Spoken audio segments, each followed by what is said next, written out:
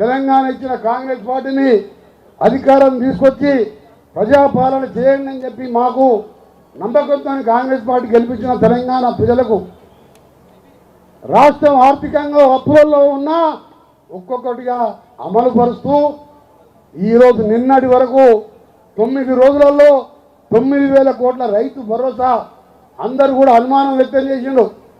Congress party వస్తే 10 ఎకరాలకే వస్తుంది, 5 ఎకరాలకే వస్తుంది. ప్రతి మంది అకౌంట్లో పడ్డాయా లేదా? గట్టిగా చెప్పాలి. అకౌంట్లో పైసలు పడ్డాయా? రానప్పుడు రాలేదని, వచ్చినప్పుడు వచ్చినాయని చెప్పాలి కదా. ఇంత ఆర్థికంగా జీతాలు ఇవ్వలేని పరిస్థితిలో మనకు ప్రభుత్వం చేతికి వచ్చింది.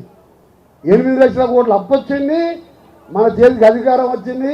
చూస్తే జీతాలు 15వ తారీఖు వచ్చాయి. వారానికి 3 జిల్లాలు 4 జిల్లాలు పెన్షనర్స్కి ఇప్పటికి కూడా బకాయిలు ఉన్నాయి.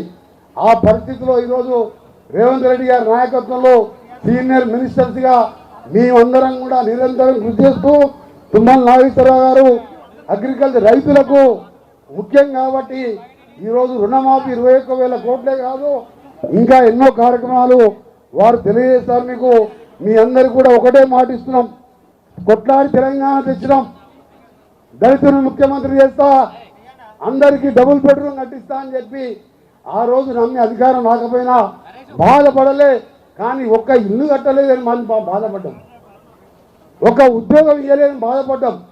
ఒక గౌరవెల్లి ప్రాజెక్టు ఈ ప్రాంతాన్ని ఈరోజు రైతులందరికీ ఉండే ప్రాజెక్టుని ఈరోజు 10 ఏళ్లలో మల్లన్న సాగరు ఉండపోతేమా పూర్తి చేసింది తప్ప ఈరోజు మళ్ళా మా పొన్నం ప్రభాకర్ గారు గౌరవెల్లి పూర్తి చేయడానికి ఇచ్చిన 10 ఏళ్ల సమయంలో గౌరవెల్లి ప్రాజెక్టును ఎంతమంది రైతులు ఉద్యమాలు చేసినా ల్యాండ్ ఎక్విజిషన్ క్లియర్ చేసి ఎప్పుడో 8 ఏళ్ల కింద కంప్లీట్ అయ్యే ప్రాజెక్టు దాన్ని పక్కన పెట్టింది.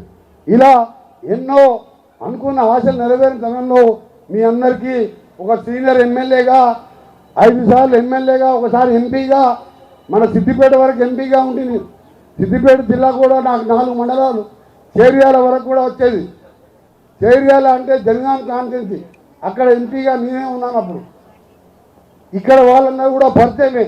అందుకనే మీ అందరికీ కూడా మరొకసారి హామీ ఇస్తూ నా వంతు మా పొన్నం ప్రభాకర్ గారు మా సోదరుడు మేమందరం తప్పకుండా టీమ్గా ఉండి తెలంగాణతో పాటు హుస్నాబాద్ని మీరు కలలు కన్న కోరికల్ని నెరవేర్చడానికి మా వంతు అండగా ఉంటాం.